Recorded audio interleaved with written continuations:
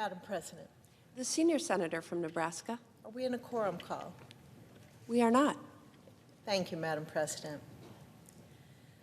Last week, we celebrated the birth of our nation. The first Americans took long, dangerous journeys across the Atlantic Ocean in search of better lives, far away from a regime that stripped away their God-given rights and their freedoms all too often. Our founders fought a revolution against absolute power. They chafed against the control of the British Empire. Americans united against encroachments on liberty and emerged victorious, just as we've done many times since then, from Great Britain to the Soviet Union. Madam President, as we look back on our history, we should consider our future as well. The United States faces a threat environment growing more dangerous by the day. Authoritarian adversaries, including China, Russia, Iran, North Korea, they are accelerating their efforts to chip away at global stability and undermine America's national security. A couple weeks ago, a radio host asked me an important question. What is the point of modernizing our nuclear deterrence? Don't we already have the capabilities we need to defend ourselves? And if we build up a stronger arsenal of nuclear weapons, doesn't that just increase the risk of nuclear war? My answer was related to the history I've just discussed. From the Revolutionary War to the World Wars to the Cold War, Americans have prioritized a strong national defense and the tools we need to achieve that when we are faced with existential threats.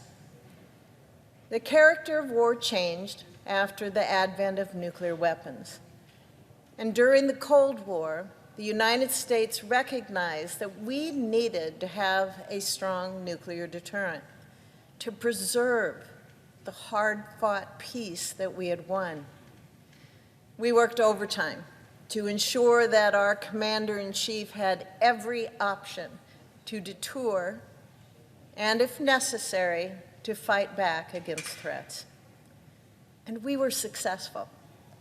We deterred the Soviet Union from using its nuclear weapons destructively because its leaders knew we could hit back harder with the push of a button.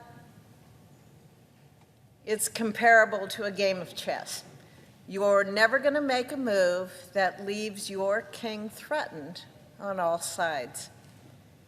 If the Soviet Union had deployed a nuclear weapon, it would have quickly been surrounded on all sides by a retaliatory strike Moscow knew it might not survive.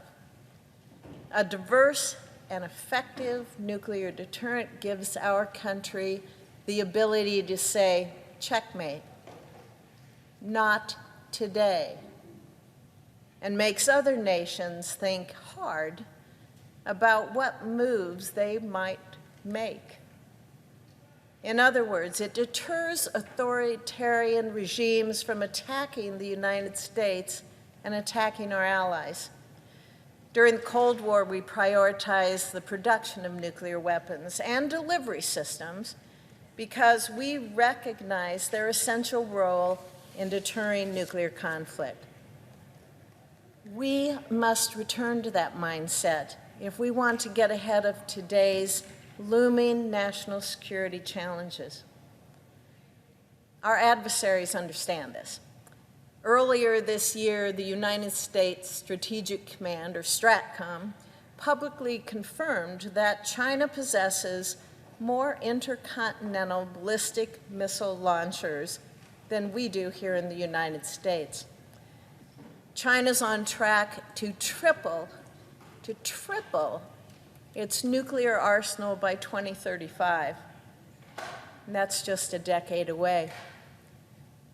Stated plainly, one of the most ominous authoritarian regimes in modern history is building a nuclear force that is fundamentally altering global deterrence dynamics.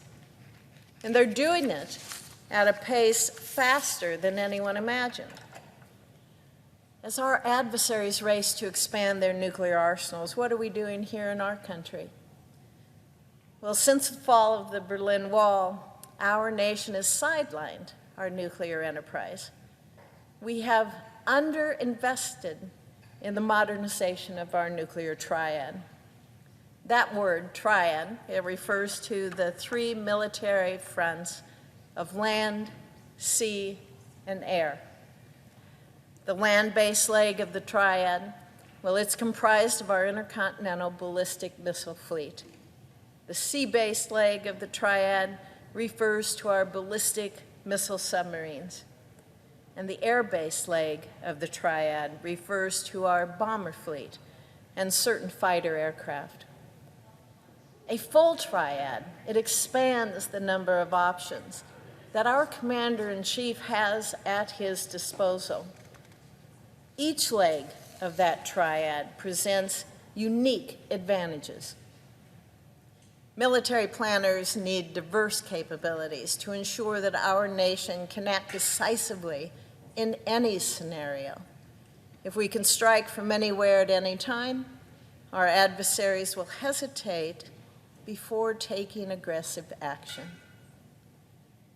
The problem is that we've been too slow to replace and upgrade those systems.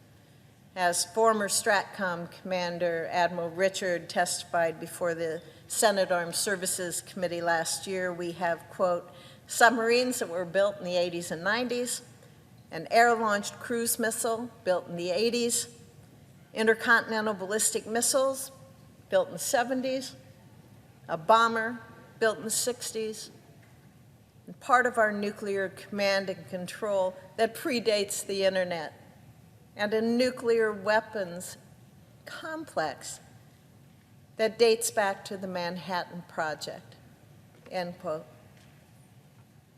Our nuclear deterrent only serves to deter our adversaries so that no one will ever use a nuclear weapon if that deterrent that we have is safe, reliable, and effective.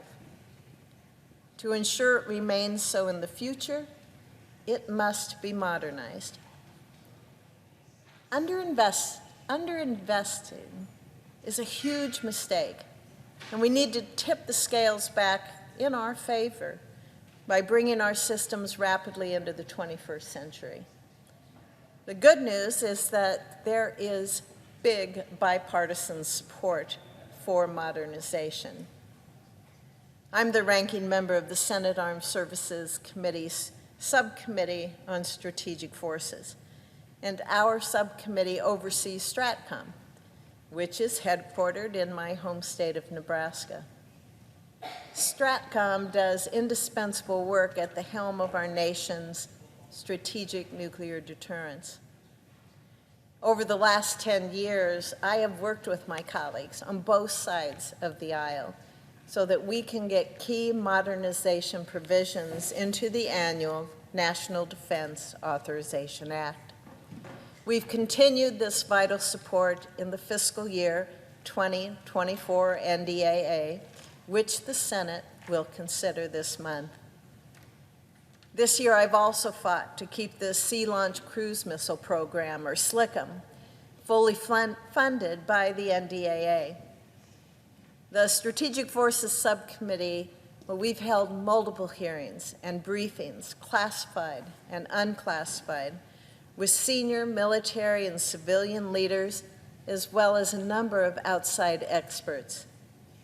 And we concluded, again on a bipartisan basis, that the Biden administration's attempts to cancel the SLCM program would make our nuclear deterrent less effective in the 2030s and beyond. So we've included a provision in the bill to create a program of record for SLCM. This will prevent the premature cancellation of the program without future congressional consent. I also fought to secure provisions that would support the Sentinel program, which will replace our aging ICBMs across the country. This program is the most significant and complex weapons system in recent United States history, and it will cover an aggregated land area almost as large as the state of South Carolina. Both chambers of Congress are considering their versions of the NDAA this month. I'm proud of the work that my colleagues and I have accomplished with this legislative package that is coming to the floor. And I urge my fellow lawmakers, as well as the President, to support the vital measures that we've included in this bill.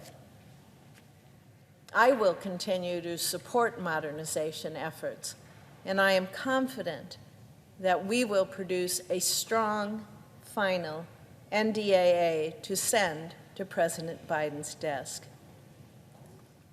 But our work in the Senate isn't done when the NDAA passes.